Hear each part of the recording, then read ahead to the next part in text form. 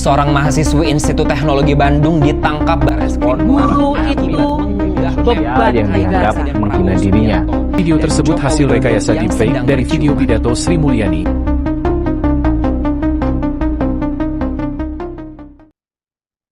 Assalamualaikum warahmatullahi wabarakatuh. Yang terhormat, Ibu Kinkin selaku dosen pengampu mata kuliah Kewarganegaraan dan juga teman-teman yang kami banggakan. Pada kesempatan kali ini, izinkan kami kelompok 2 memperkenalkan diri dengan saya Najwa Khairunisa selaku moderator dan ada rekan-rekan saya. Perkenalkan, nama saya Syakila Nawal Eliza. Perkenalkan, nama saya Fani Zabrina.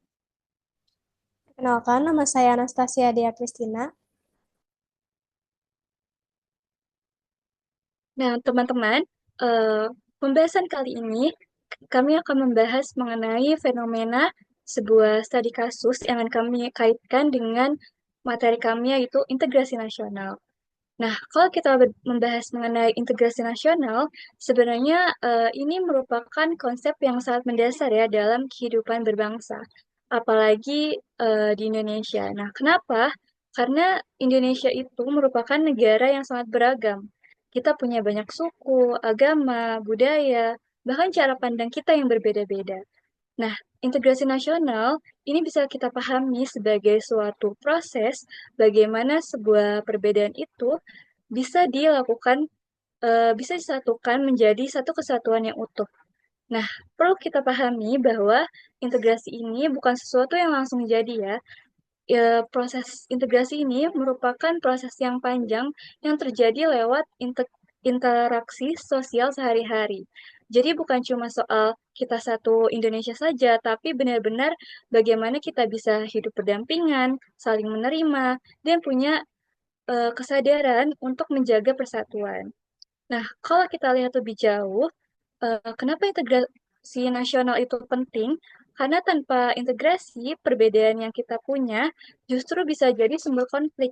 Jadi integrasi ini ibarat perekat yang menjaga supaya keberagaman kita itu tetap jadi kekuatan, bukan malah memecah belah. Nah, hal ini penting banget untuk menjaga stabilitas, baik secara sosial maupun politik. Nah, selain itu, integrasi nasional juga dipengaruhi oleh beberapa faktor. Contohnya dari sisi historis. Kita punya pengalaman dijajah bersama, yang akhirnya menumbuhkan rasa senasib dan sepenanggungan. Lalu dari sisi sosiologis, integrasi itu membentuk dari bagaimana kita berinteraksi di masyarakat. Apakah saling mendukung atau justru sebaliknya memunculkan sebuah konflik. Lalu dari sisi politik juga ada, yaitu peran pemerintah itu juga penting dalam membuat suatu kebijakan yang bisa menjaga persatuan.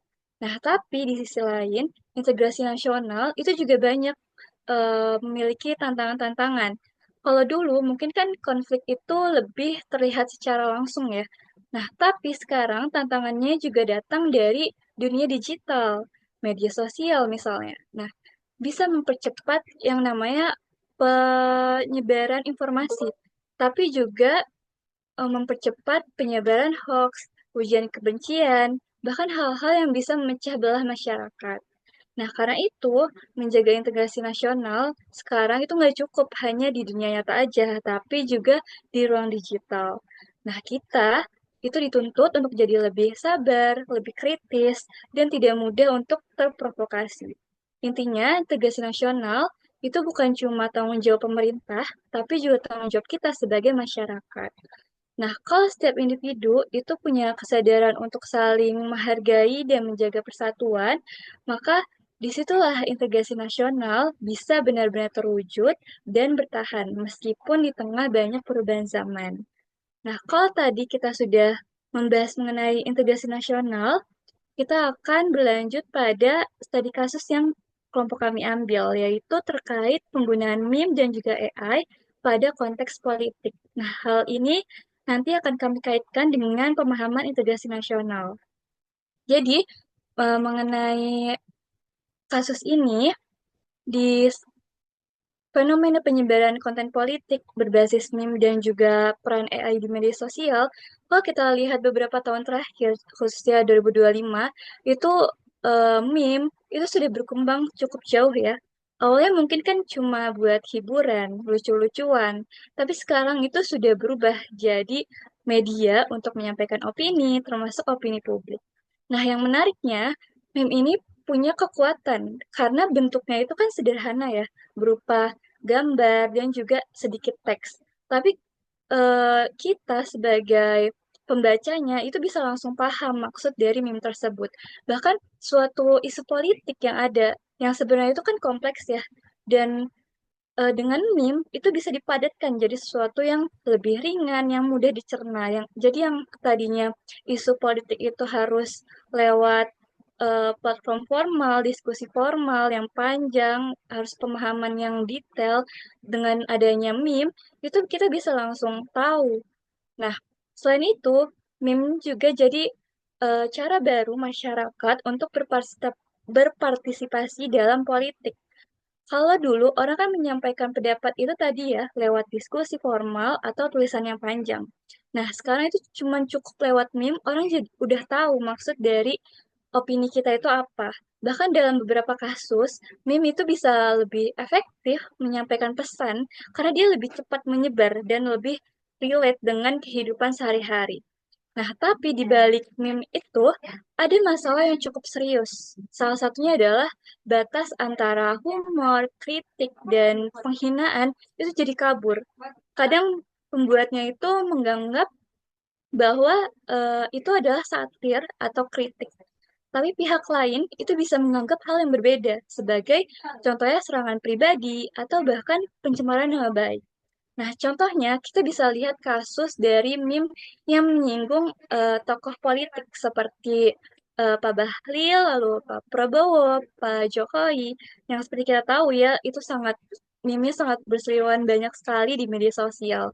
Nah, di situ muncullah perdebatan yang sebenarnya itu kritik yang wajar atau justru masuk ke ranah personal, hanya yang tadinya kritik itu ke apa ya, suatu kebijakan mereka atau malah penghinaan personal mereka pribadi.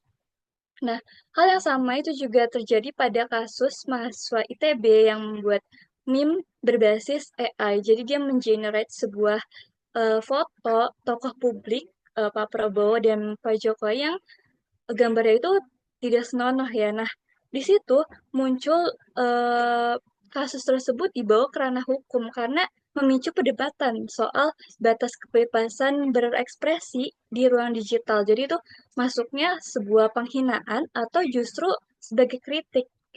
Nah, masalahnya itu makin kompleks karena sekarang kan ada teknologi AI ya. AI itu bisa digunakan untuk membuat konten yang terlihat sangat meyakinkan. Bahkan kita sulit membedakannya dengan yang asli. Contohnya adalah seperti ada demo yang mana video potongannya itu dipotong malah menggunakan AI dan menyebabkan disinformasi. Nah, hal ini membuka peluang yang semakin besar untuk penyebaran hoax, ditambah lagi kan dengan algoritma media sosial yang cenderung memperkuat konten tersebut secara emosional atau kontroversial. Ya, akhirnya konten seperti itu jadi lebih cepat menyebar. Nah, dalam beberapa kasus, bahkan ada upaya untuk memanfaatkan algoritma ini untuk membentuk opini publik atau membangun citra tertentu, yang artinya media sosial sekarang itu bukan lagi sebagai ruang yang netral, tapi sudah jadi arena pertarungan opini.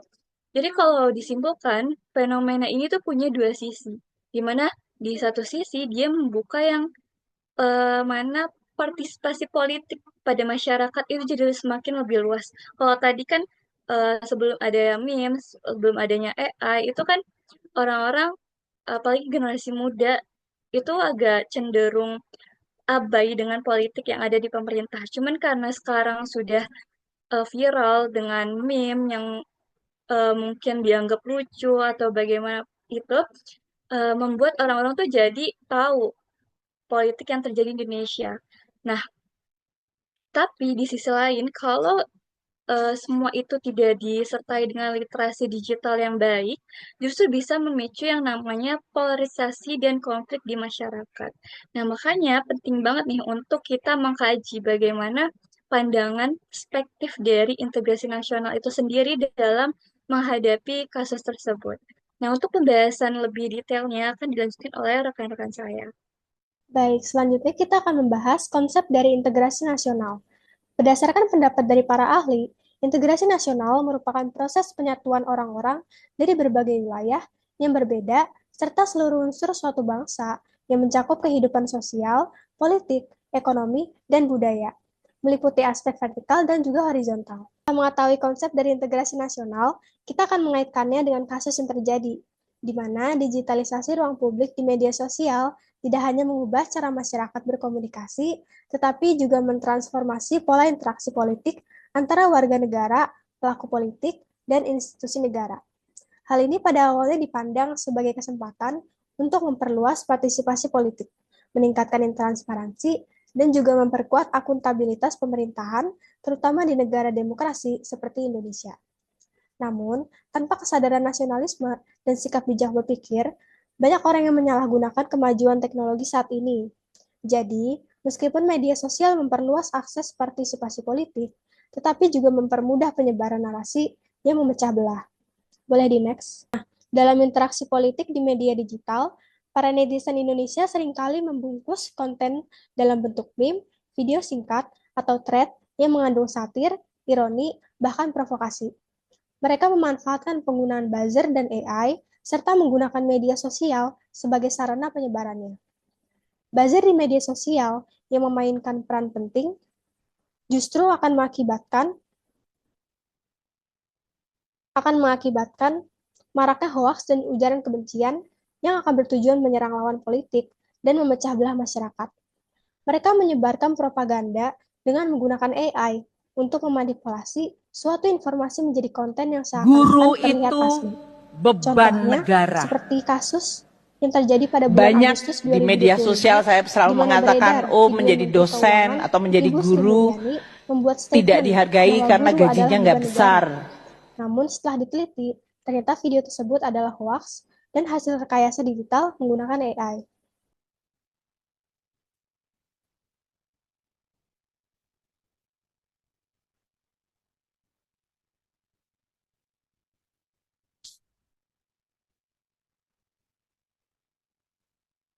Akibat video palsu itu, masyarakat melakukan demo di berbagai tempat bahkan menjarah kediaman Ibu Sri Mulyani. Boleh di next?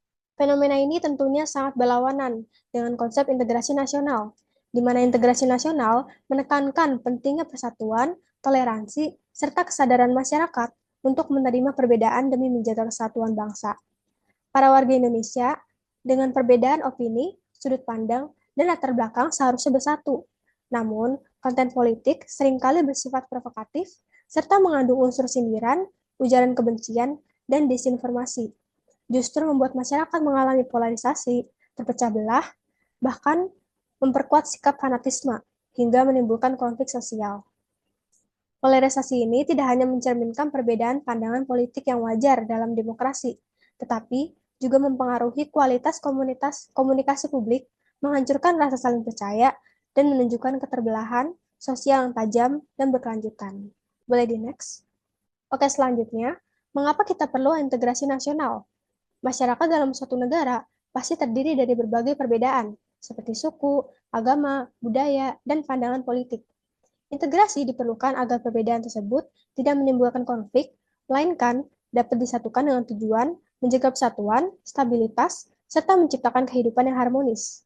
Selain itu, integrasi juga penting untuk mendukung pembangunan nasional, karena masyarakat yang bersatu akan terdorong untuk bekerja sama mencapai tujuan.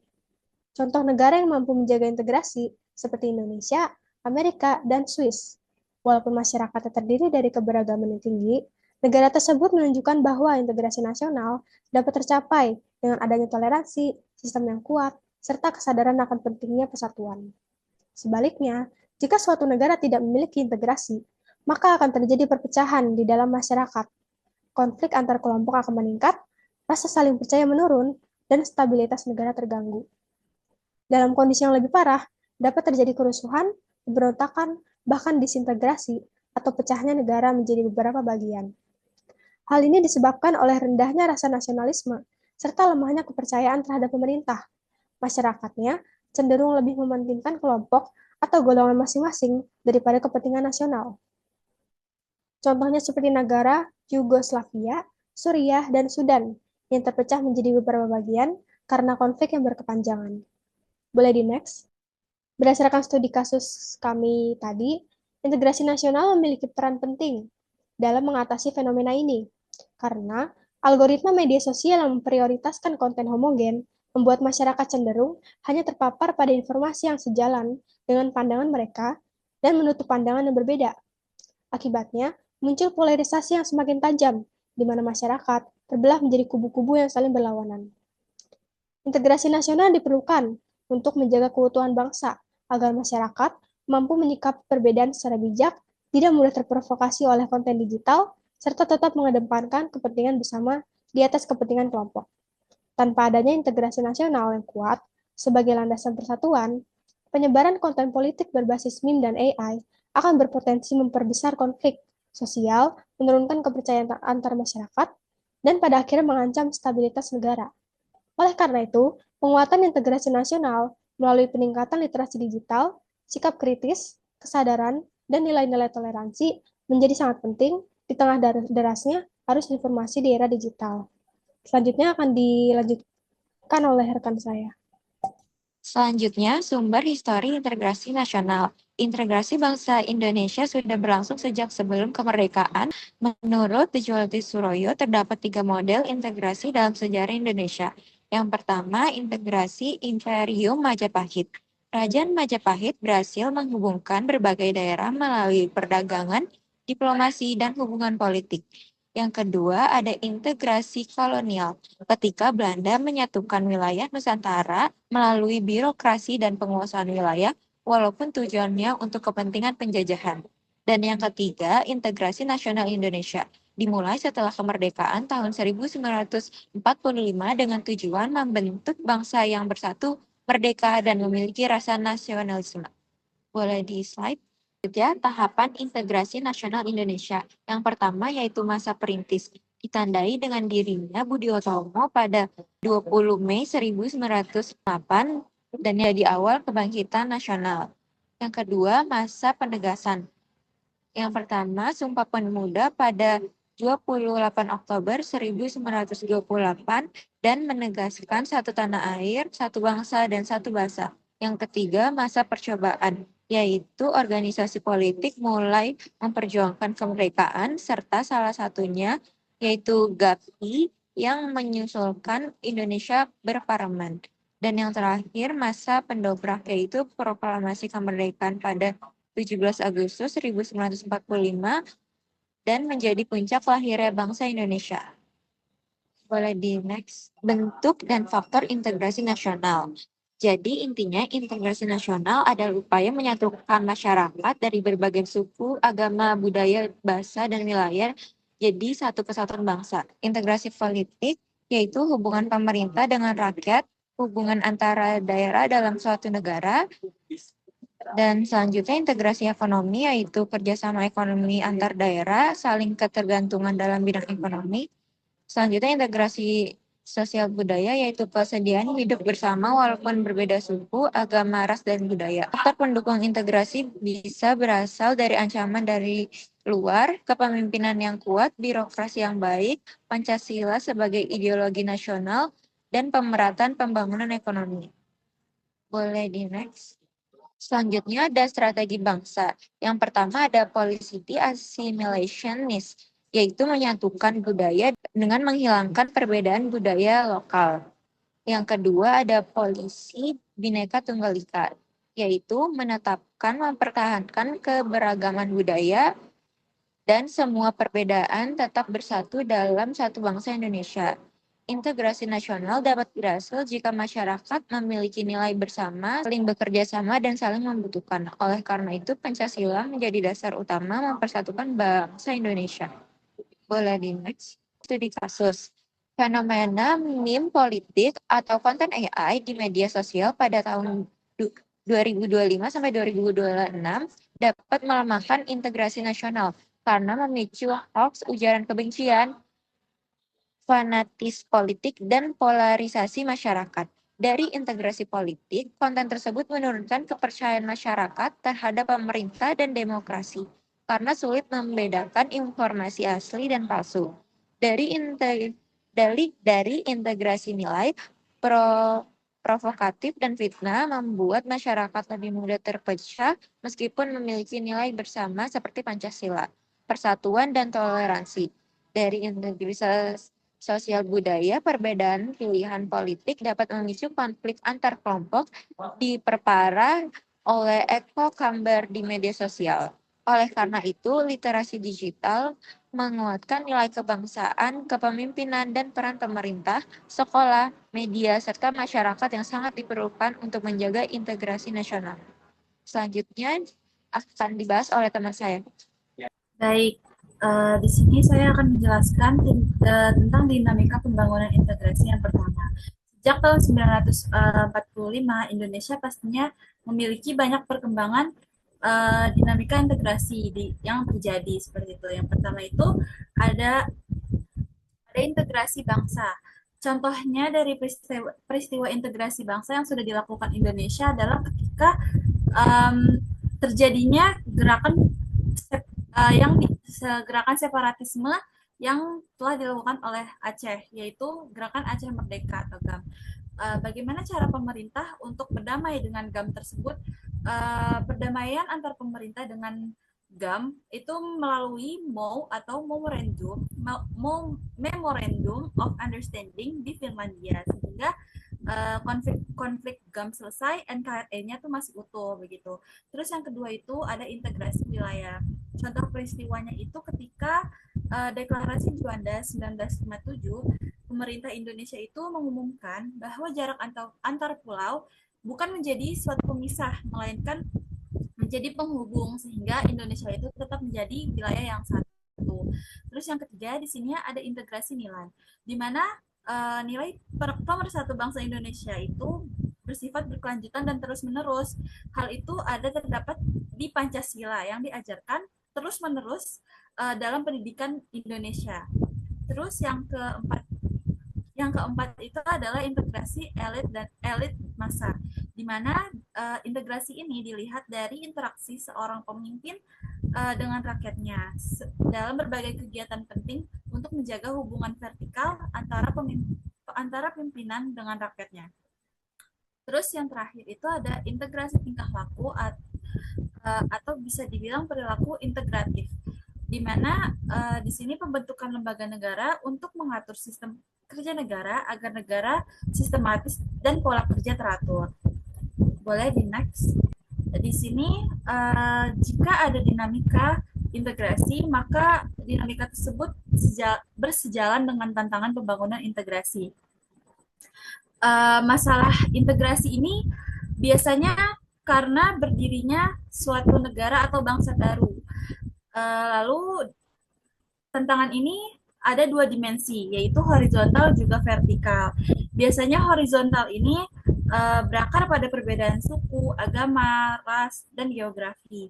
Lalu untuk masalah mempertahankan adat istiadat juga sangat kuat begitu. Lalu yang vertikal ini tantangannya berupa celah perbedaan antara elit dengan masyarakat yang berbeda pandangan juga berbeda latar belakang. Jika pemimpin kurang dekat dengan rakyatnya, maka itu bisa memicu ketidakpercayaan kepada pemimpin. Boleh di next. Baik, di sini ada analis dari studi kasus, dinamika dan tantangan integrasi.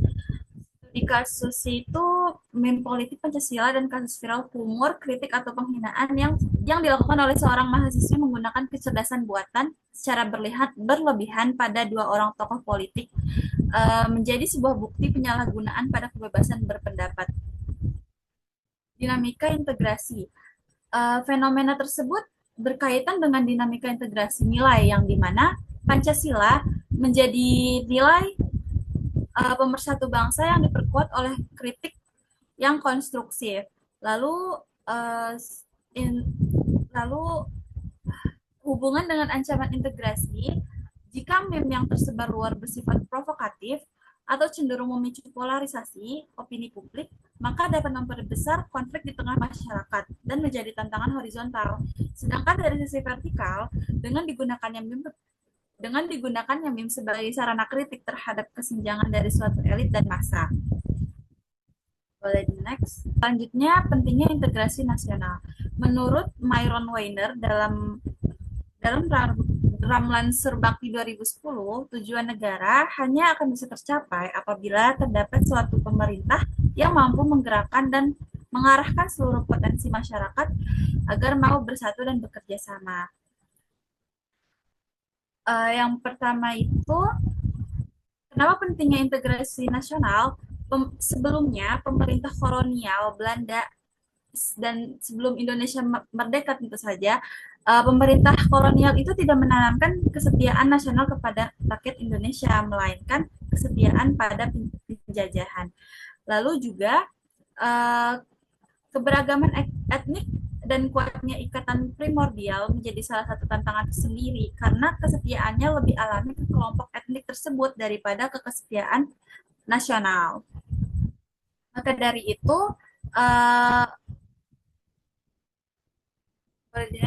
studi kasusnya masih tetap sama mengenai mahasiswa yang membuat meme menggunakan kecerdasan buatan. AI yang dapat memproduksi dengan sangat cepat dapat menyebarkan disinformasi dan konflik yang dimanipulasi dengan sangat cepat juga. Dalam pandangan integrasi nasional, hal ini bisa menjadi ancaman karena memiliki potensi untuk memperkuat polarisasi masyarakat. Jika pemerintah tidak memiliki legitimasi kuat dan tidak mampu mengelola arus informasi digital, maka potensi disintegrasi akan semakin besar. Hal ini juga jika hal tersebut tidak dikelola dengan baik, fenomena ini dapat memperlemah integrasi bangsa, tetapi jika dimanfaatkan secara positif, maka akan memperkuat partisipasi kesadaran politik di masyarakat. Biasanya hal untuk memperlemah integrasi bangsa ini dengan menggunakan meme itu adanya karena rendahnya literasi digital masyarakat menjadikan masyarakat itu rentan terhadap informasi yang hoax gitu, informasi yang dimanipulasi gitu. Next. Selanjutnya akan dijelaskan oleh rekan saya. Terima kasih. Nah, teman-teman, kalau tadi kita sudah mengetahui ini pembahasan dalamnya mengenai integrasi nasional, kemudian analisisnya seperti apa dalam sebuah studi kasus, maka kesimpulan yang bisa kita ambil adalah integrasi nasional itu merupakan suatu proses penyatuan masyarakat yang sangat beragam, itu menjadi tetap dalam satu kesatuan yang utuh. Lalu dalam konteks Indonesia sendiri, hal ini sangat penting karena tingginya keberagaman kita dan saat ini itu tidak hanya diuji di kehidupan nyata saja ya, tapi sekarang sudah ada di ruang digital juga. Lalu fenomena konten politik berbasis meme itu menunjukkan bahwa perubahan cara masyarakat berpartisipasi dalam politik itu menjadi lebih cepat, sederhana, dan juga mudah dipahami. Tapi yang perlu dikhawatirkan adalah meme ini merupakan suatu yang bisa berpotensi dia menyederhanakan suatu isu yang kompleks itu secara berlebihan. Jadi kita sebagai masyarakat yang bijak itu harus memperdalam makna dari meme tersebut secara detail. Jadi jangan langsung mentah-mentah memahami dari meme tersebut karena kan dia tadi ya menyederhanakan isu kompleks itu secara bisa jadi berlebihan. Nah, perbedaan pendapat yang semakin terbuka di ruang digital itu merupakan bagian dari demokrasi. Tapi tanpa pemahaman yang baik, itu bisa berkembang menjadi yang namanya polarisasi. Dari sisi historis tadi, sosiologis dan politis, itu terlihat bisa adanya pergeseran dalam relasi sosial dan politik, di mana interaksi di media sosial itu cenderung lebih reaktif dan konten digital itu bisa membentuk opini publik bahkan dimanfaatkan untuk kepentingan tertentu. Dan perkembangan teknologi seperti AI tadi semakin memperumit tantangan integrasi karena dia mempercepat penyebaran informasi tapi sekaligus membuka peluang adanya disinformasi sehingga meningkatkan potensi konflik yang lebih luas. Nah, secara keseluruhan, fenomena ini memiliki dua sisi. Yang mana yang satu, dia bisa meningkatkan yang namanya partisipasi politik masyarakat yang tadinya abai, kemudian karena pembawaannya yang sederhana, jadi banyak orang, khususnya generasi muda, itu jadi berpartisipasi dalam politik. Nah, tetapi dia juga memiliki potensi melemahkan integrasi nasional jika tidak disertai dengan literasi digital yang baik. Nah, dari semua itu kita telah menemukan beberapa saran nih. Yang pertama, masyarakat itu perlu meningkatkan yang namanya literasi digital agar mampu menyaring konten politik secara kritis, karena tidak semua informasi yang dikemas menarik itu bisa langsung dipercaya. Lalu yang kedua, penggunaan meme itu sebagai sarana kritik itu harus tetap memperhatikan etika, khususnya dalam membedakan kritik terhadap kebijakan dan kritik dengan serangan pribadi agar tidak memicu yang namanya konflik. Nah, pemerintah itu juga perlu membuat yang namanya regulasi yang seimbang terkait penggunaan teknologi digital, khususnya AI, tanpa mengabaikan yang namanya kebebasan berekspresi. Nah, kemudian selanjutnya ada yang namanya platform media sosial itu diharapkan lebih bertanggung jawab dalam mengelola penyebaran konten yang berpotensi sekiranya memicu konflik atau polarisasi.